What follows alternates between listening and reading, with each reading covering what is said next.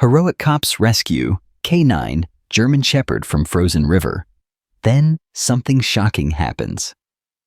It was supposed to be a routine patrol near the edge of the woods, but when two officers heard the desperate barking echoing from the frozen river, they ran toward the sound, and what they found nearly broke them. A K9 German Shepherd trapped beneath the ice, fighting for his life. They had only minutes to act, but no one could have predicted what would happen after the rescue. What that dog did next. It shocked even the most seasoned officers. Before we dive into this unforgettable story, make sure to subscribe to the channel, hit the like button, and turn on notifications. These stories deserve to be heard, and your support helps us keep sharing them. Let's begin. The cold that morning was brutal. A sharp wind sliced across the open fields near Cedar Creek, just outside of Rochester, Minnesota. Snow covered every inch of the landscape, and the temperature had dipped well below freezing overnight. Officers Mike Leland and Erica Torres were midway through their shift, cruising slowly along the edge of the state park, when the call came through the dispatch. Possible animal distress near the north end of the river, civilians reporting loud barking. No visual. Mike reached for the radio. Unit 4 responding. We're 10 minutes out. As they pulled off the main road and onto the narrow dirt trail that snaked toward the riverbank, both officers grew quiet. The woods here were dense and silent, except for the crunch of snow beneath the patrol SUV's tires. And then they heard it. A bark, desperate, sharp, and echoing through the trees. Mike stopped. The kiln is someone. That's not just a dog barking, that's panic. They jumped out, boots sinking into the snow, breath already fogging the air. Following the sound, they sprinted downhill through the pines until the river finally came into view. Then they saw it. A German Shepherd, chest deep in the water, trapped in a break in the ice. He was clawing at the edge, trying to pull himself up, but the ice kept giving way under his paws. His front legs were trembling, his head barely above water. Erica's voice cracked. Oh my God. He's not going to last much longer. Mike scanned the scene. He's a K9. Look, the harness. Sure enough, barely visible under frost and water, the worn letters on the vest read, K9 Unit, Jax. Erica was already pulling the rescue rope from the back of the SUV. We don't have time to wait for animal services. Mike stripped off his outer jacket and attached the rope to his belt. I'm going in. You'll freeze in that water. I'll freeze faster if I let that dog drown. Without another word, Mike stepped onto the edge of the ice and inched forward. The crackling beneath his boots was deafening in the silence. Each step was a risk. The ice groaned under his weight as he crawled closer, rope in hand, eyes locked on the K9's desperate gaze. Easy, boy, Mike called softly. I'm here.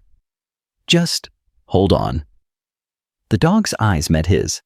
Wild, alert, but still fighting. His strength was fading. Then, as Mike got within arm's reach, the ice gave way. The officer plunged chest deep into the black water, gasping as the cold punched the air from his lungs. But he held on to the rope, kicked forward, and grabbed Jax's harness. I got you, he yelled. Jax didn't struggle. He went limp in Mike's arms, completely trusting this stranger. Erica pulled with everything she had from the riverbank. Inch by inch, she hauled them back. Mike clung to Jax with frozen hands, teeth chattering, vision blurring. Just when it seemed like they wouldn't make it, his boots touched land. Erica and a park ranger, who just arrived, grabbed them both and dragged them the final feet onto solid ground. Mike collapsed, coughing, ice clinging to his skin.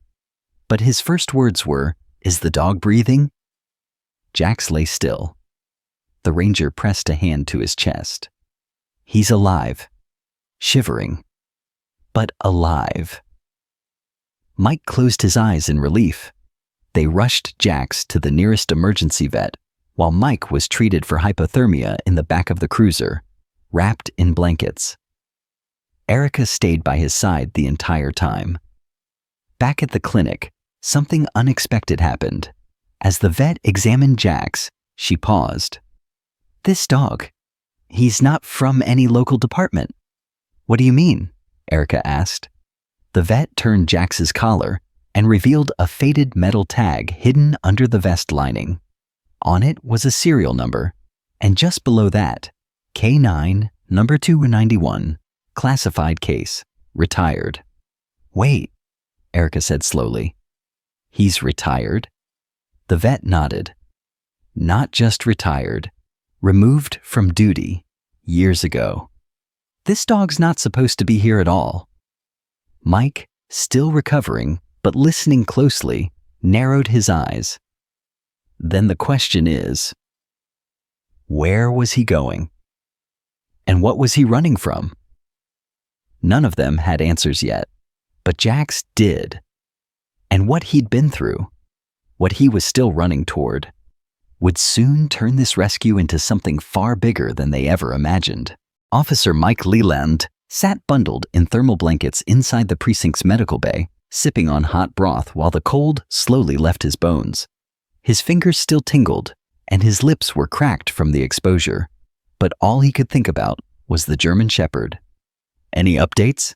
he asked, looking toward Officer Erica Torres, who had just walked in from the hallway, snow clinging to her boots.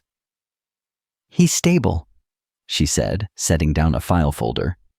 "They've got him on warm IV fluids and a heat lamp. He's alert but not standing yet." Mike exhaled with relief. "That's good. That's really good." Erica didn't sit. Instead, she opened the folder, her face tense. We ran the tag from the hidden collar plate. Serial number 291. The dog's real name is Jax, just like the vest said. But there's more. He wasn't just retired. She placed a printed report on Mike's lap. He was declared missing 3 years ago. Mike blinked. Missing from where? "Fort Jefferson, Military K9 Division." Mike sat up straighter. "That's a high-security training base. What was he doing in Minnesota?" "No one knows," Erica said. "His last known location was a classified training zone in Arizona. He was believed to have died during a live-fire simulation gone wrong. But no body was ever found. No tracking chip pinged. It was chalked up to an accident and buried." Mike looked down at the report, the ink blurring slightly as his eyes narrowed. "You don't think it was an accident, do you?" Erica hesitated. "I don't know. But here's the part that gets weirder. When the vet was cleaning him up, she found something sewn inside his vest lining. She pulled a sealed evidence bag from her coat. Inside was a small, crumpled photo. It showed a little girl, no older than 7, holding Jax by the leash. Her smile was radiant. She wore a pink sweater, and her other hand was gripping the paw of a man in uniform. The man's face had been ripped away, torn. Mike leaned forward. "Who is she?" "Her name's Ava Rollins." The vet recognized her from the local missing persons board. "She disappeared 8 days ago." Mike's jaw tightened. "You're telling me this dog, this retired missing K9, shows up nearly frozen to death with a photo of a missing child sewn into his vest?" Erica nodded. "And from the way the thread looked, it was stitched with human hands, recently, not by the military." The silence that followed felt like ice returning to the room. "He's trying to lead us somewhere," Mike said quietly. "That's what I think too." Back at the clinic, Jax stirred on the padded floor of his recovery pen. His eyes opened, scanning the room. The vet stepped in, whispering softly, "It's all right, boy. You're safe now." But Jax didn't feel safe. Not yet. His body ached. His lungs still burned from the freezing water, but the mission wasn't over. Not in his mind. Something deep inside him, the training, the bond, or maybe something more, wouldn't let him rest. He pushed himself up on trembling legs and barked once, loud, clear, urgent. When the vet approached, he nudged the steel gate. His eyes locked onto hers with unmistakable urgency.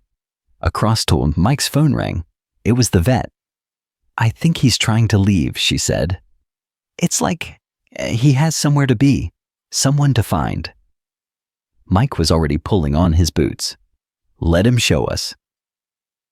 That night, under a sharp winter moon, Mike and Erica arrived at the clinic. Jax, though weak, stood ready. His tail didn't wag. His ears were alert. And when Mike knelt beside him, Jax leaned forward and licked his hand. Not in affection, but in recognition. "You're not just a survivor," Mike whispered. "You're a tracker." They opened the back of the cruiser, and Jax climbed in without hesitation. Wherever he was going, it mattered. And the truth waiting at the end of that trail was about to uncover a story no one was ready for. The cruiser's tires crunched across fresh snow as it rolled slowly through the edge of the forest preserve on the outskirts of town. Jack sat in the back, upright, alert, his nose twitching with every passing gust of air through the cracked window. His breath left a mist on the glass, but he never looked away from the dark rows of pines ahead. Mike glanced at him through the rearview mirror. "You sure he knows where he's going?" Erica nodded, eyes fixed ahead. "Look at his posture. He's locked onto something. Dogs like him don't guess. They remember." Jax let out a low bark and nudged the window with his nose. The moment the car slowed, he stood and began pacing. "He wants out," Erica said.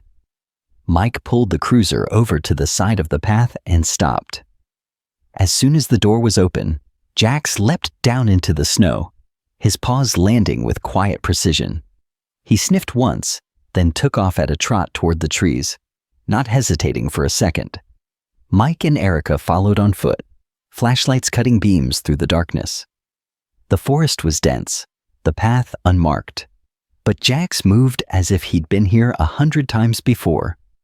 The further they walked, the more the silence pressed in. No birds, no wind, just snow falling in soft clusters and the steady crunch of boots behind a determined canine.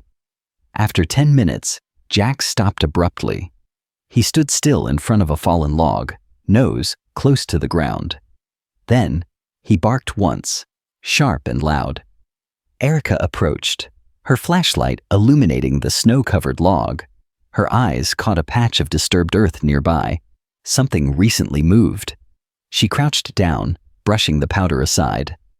"Claw marks." "They're fresh," she said. "Like someone or something was digging here. Maybe trying to hide something." Mike scanned the area. "Or someone." Jax began sniffing along the base of the tree line, then turned sharply and headed west, deeper into the woods. Mike and Erica didn't speak. They just followed. 30 yards further, they reached a clearing and stopped cold. A small cabin sat nestled in the woods, half buried in snow. No lights, no smoke from the chimney.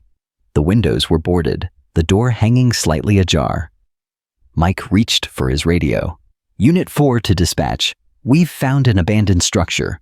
Requesting backup and medics on standby. Possible lead on missing child Ava Rollins." Dispatch acknowledged, but Mike didn't wait. The cold pressed in too hard to delay. He and Erica drew their weapons, flashlights steady, and approached the door. It creaked as they pushed it open. The smell hit them first. Damp wood, rot, and something else. Fear. Inside, the cabin was stripped down. Old furniture, a broken cot, empty cans. But near the corner of the room, a pair of small pink shoes. Erica rushed forward. "Oh God, these are Ava's, from the photo." Jax barked again, spinning toward a trapdoor in the floor. Mike moved quickly, prying it open. The space below was shallow, more like a storage crawl space than a basement. But the flashlight beam caught a reflection, wide eyes staring back. Ava, curled beneath a blanket, dirty, trembling, but alive. "Ava!" Erica dropped to her knees, calling gently. "It's okay, sweetheart. We're here to help." The little girl didn't move at first. Her voice was hoarse. "Where's Jax?" At the sound of her voice, the dog leapt into the trap door without hesitation, crawling to her side, pressing close. She broke into sobs and wrapped her arms around him. "You came back." Mike swallowed hard. He never stopped looking.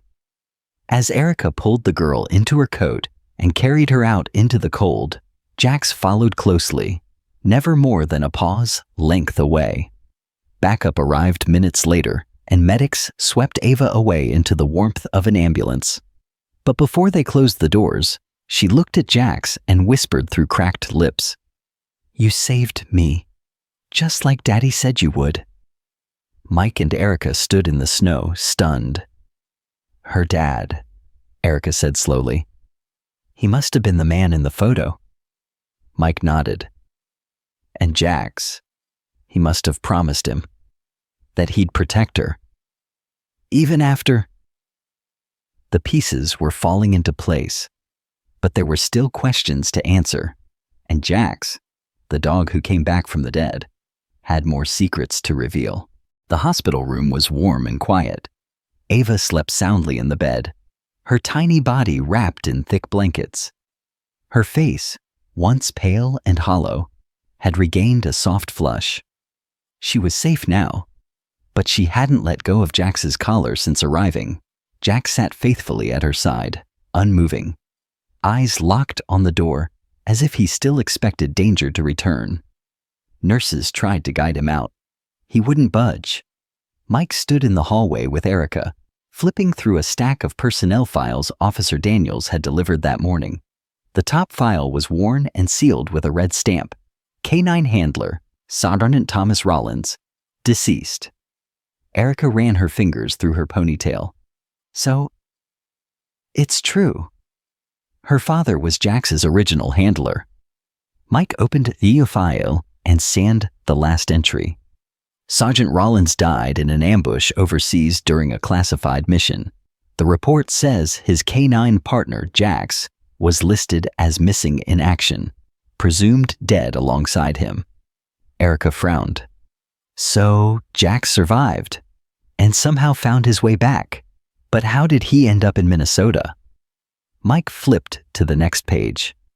After Rollins's death, Ava and her mother moved here. Her mother passed away from cancer 2 years ago.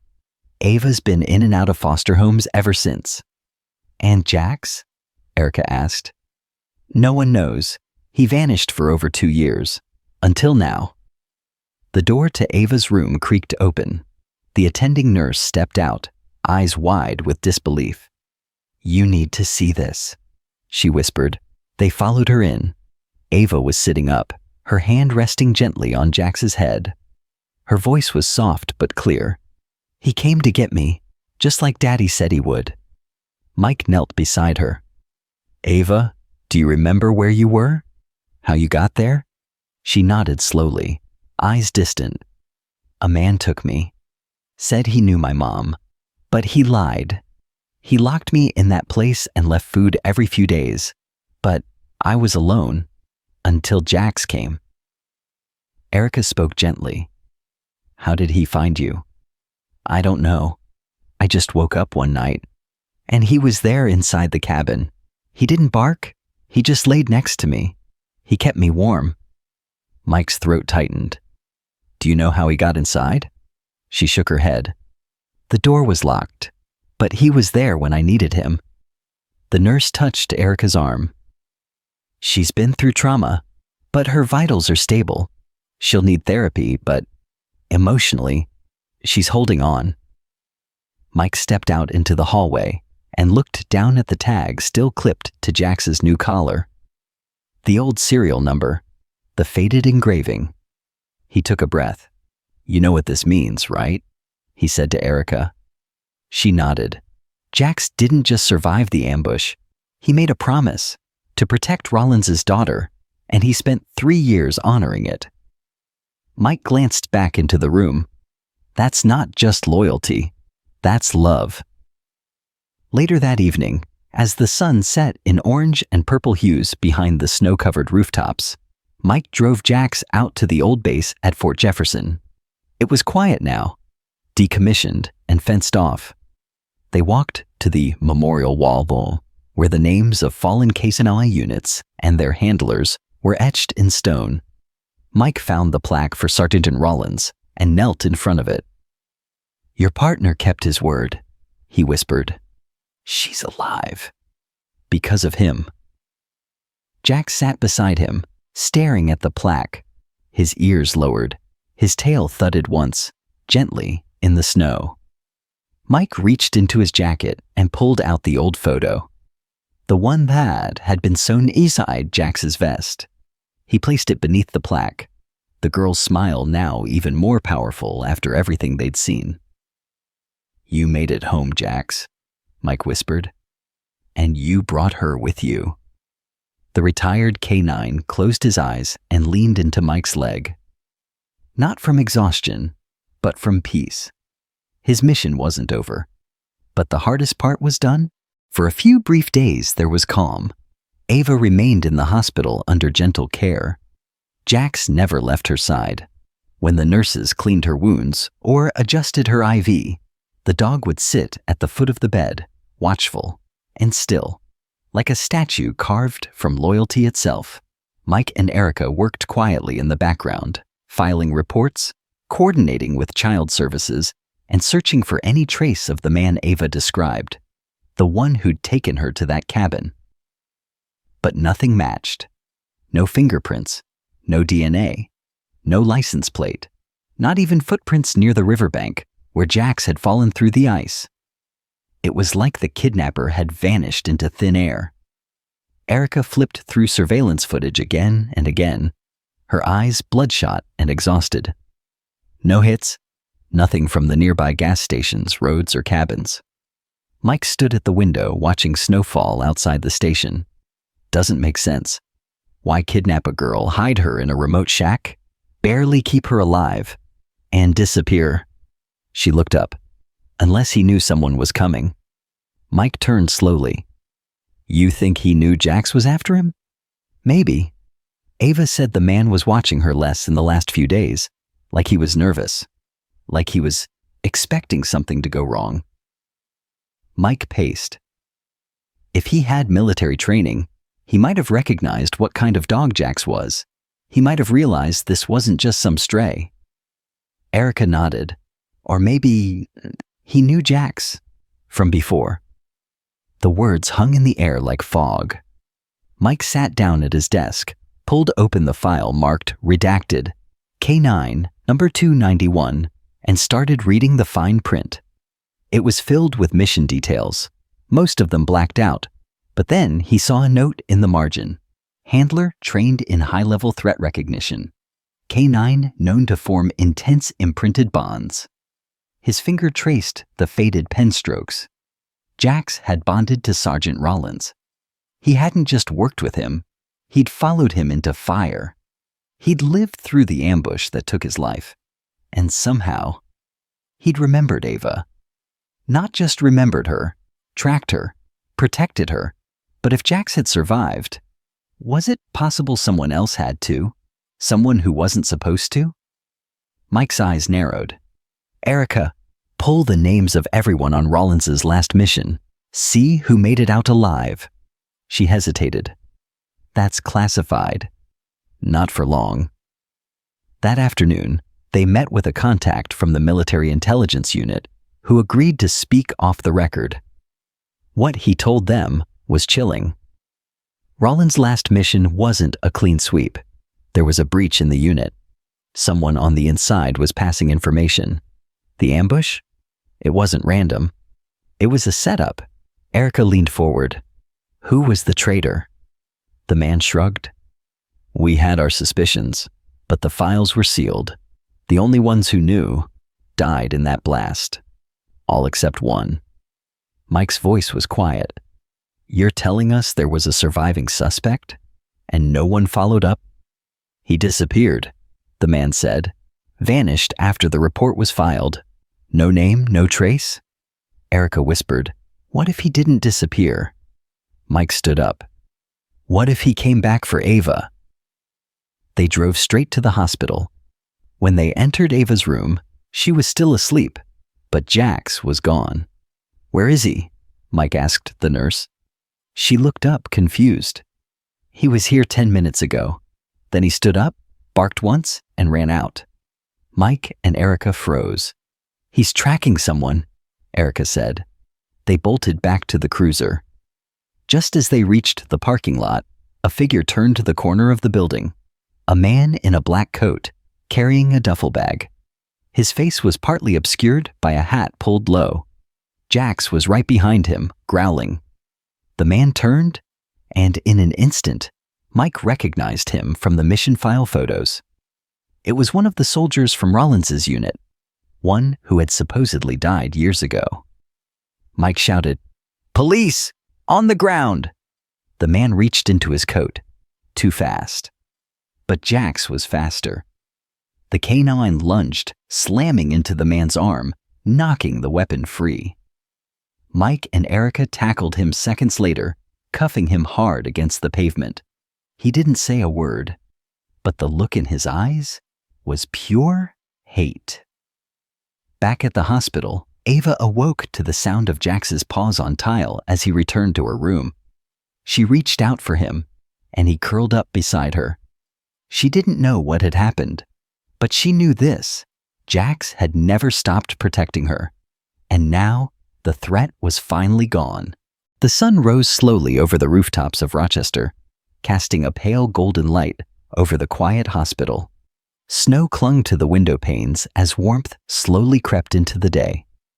Inside room 312, Ava was finally sleeping without trembling. The nightmares had lessened. Her breathing was steady. Her little fingers still rested on the fur of the German Shepherd curled beside her. Jax didn't move. Not even when the nurse entered. Not when the IV beeped. Not when the world tried to spin forward again. He had done what no one else could. He had brought her back. Mike stood at the window, arms crossed, watching the street below. Erica sat in the corner, flipping through a notepad filled with scribbled timelines and fragments of testimony. "He was in hiding this whole time," she said quietly. "That soldier, Kincaid. He faked his death during the ambush. Came back under the radar, changed names, started following Ava's mother after the funeral." Mike nodded slowly. "Waiting? Watching? Probably looking for whatever Rollins had on him. Do you think he was trying to find something through Ava? Or maybe he just wanted control. Some people can't let go of their past." He turned around and looked at Jax, who hadn't slept in hours. He never let go either, but for a better reason. That afternoon, the mayor's office called. Word of Jax's rescue had spread. The city wanted to honor him. "Medal of Bravery," the assistant said over the phone. "We've never awarded one to a dog, but this isn't just any dog." When Mike told Ava the news, she smiled for the first time since she'd been found. "Will he wear it like a tep?" she asked. Mike laughed. "Something like that." 3 days later, a small ceremony was held at the city park. Reporters gathered. The story had gone national. News outlets used words like miracle dog, guardian angel, hero of winter. But for Ava, it wasn't about medals. She stood beside Jax in a new coat and boots, her hand firmly on his back. As the crowd applauded, he didn't react. He wasn't interested in cameras or clapping. His eyes never left her. As the medal was placed gently around his neck, Ava leaned in close and whispered, "You don't need to be a hero. Just stay." That night, as snow began to fall again, Mike and Erica sat in the squad car across the street from Ava's new foster home, a cozy white cottage with glowing yellow windows. "She's safe here," Erica said, sipping coffee. Mike nodded. "Family interviewed well. The woman's a nurse. Her husband's a former vet tech. They know dogs. They'll let Jax stay." You sure about this? Mike looked down at the photo he kept in his pocket, the one from Jax's vest. Ava, her father, and Jax. A promise made long ago, kept. I think he knew this was where the road would end. Inside the cottage, Ava curled up on the living room rug, a blanket draped over her small shoulders.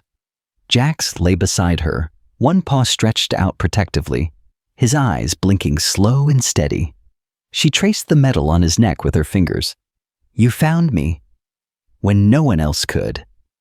Jax didn't move, but his body relaxed, for the first time since they'd reunited. Because his mission was complete. He had come back from death, from darkness, from cold and silence, all to fulfill a promise buried in memory and loyalty. He didn't just survive, he loved. And through that love, he brought her home. The wind howled softly outside the windows as the first star blinked into the night sky. But inside that small house, there was peace, there was warmth, and there was a bond that no time, no trauma, and no enemy could break. Not now, not ever. A month had passed since the snowstorm that nearly claimed Jax's life. The river had long thawed, the ice now a flowing current carrying away the coldest days of the year. But in the hearts of those who had witnessed what Jax did, what he overcame, and who he protected, the story lingered like frost on a window pane. Delicate, chilling, unforgettable. In the quiet Minnesota cottage where Ava now lived, mornings were different, peaceful. There were no more nightmares, no more whispers behind locked doors. The past hadn't vanished, but it no longer defined her days. She still carried it, but so did Jax. Every morning, Ava rose early and walked with Jax to the edge of the yard.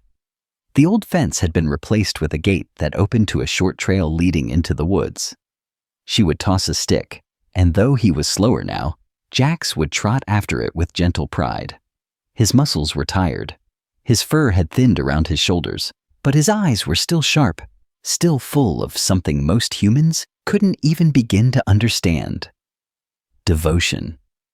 He didn't need to be young. He didn't need to be Wadden. He had already proven who he was. A soldier? A guardian? A soul tied to a promise made long ago under desert skies and gunfire. One morning, Ava found an envelope on the porch. Inside was a letter from Fort Jefferson, sealed in official ink. Her new foster mother opened it carefully and read it aloud. To the family of K-9 Unit Number 291, Jax. After review of the events surrounding the recovery of minor Ava Rollins and the apprehension of former military suspect Brandon Kincaid, the Department of Defense recognizes the actions of retired K-9 Jax as acts of valor in service beyond retirement. Jax is hereby reinstated with honors and awarded the Distinguished K-9 Service Medal, post-operational. He will be listed permanently on the memorial wall at Fort Jefferson, alongside his handler, Sergeant Thomas Rollins, as a partner whose duty never ended. With honor and gratitude, United States Military K-9 Division. Ava clutched the letter to her chest. He gets to be with Daddy. Mike and Erica visited that afternoon. Jax met them at the gate, tail wagging slowly, as if recognizing them not as officers anymore, but as part of something bigger. A bond forged in snow and danger, grief and survival. Erica knelt and rubbed his head. Hey, partner. Heard you made it official. Mike held up the letter. They're making a plaque. One for the base, one for you, Ava. And they're going to send Jax's medal to keep. Ava smiled and nodded. He deserves it. They sat on the porch as the sun sank low, painting the horizon in strokes of gold and rose. Ava leaned into Jax's side. He rested his head on her lap, sighing softly. He no longer needed to chase shadows or watch every door. His place was here now. Warm, steady, deserved. Did you ever think, Mike said, that I would be the one to remind us what loyalty really looks like? Erica nodded slowly. He didn't just protect her. He healed her. Mike looked down at Ava, and in doing that, he healed all of us. A few days later, they held a small ceremony in town. Not for publicity, not for cameras, but for closure. A wooden bench was placed by the river, near where Jax had fallen through the ice. Etched into the wood were the words, "He came back for her. He never stopped searching."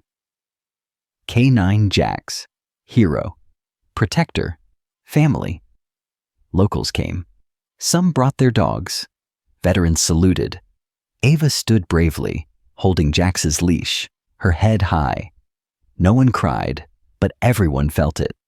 That quiet pull in the chest when you witness something pure, something good. After the crowd left, Ava stayed behind. She sat on the bench, Jax curled at her feet, the sun dipping low. She pulled the old photo from her pocket, the one Mike had restored for her. Her father, Jax, and her in that pink sweater from years ago. "Daddy said you were the best," she whispered, stroking his ear. He was right. Jax blinked slowly. He didn't understand all the words, but he knew her voice. He knew her heart, and he knew, finally, he had done enough. Months would pass. Jax would grow older. His walks would shorten. His pace would slow. But Ava never left his side. She grew up with him. She healed with him. And when he finally took his last breath, years later, it was in the same cottage with Ava whispering, "You kept your promise." He left this world not as a retired K9, but as a legend, as family. And in the hearts of everyone who knew his story, one truth remained. Some heroes wear badges. Others just wear fur and never let go. If this story touched your heart, please like, subscribe, and share it with someone who believes in loyalty, love, and second chances. Let's honor the ones who never stop protecting us, no matter what.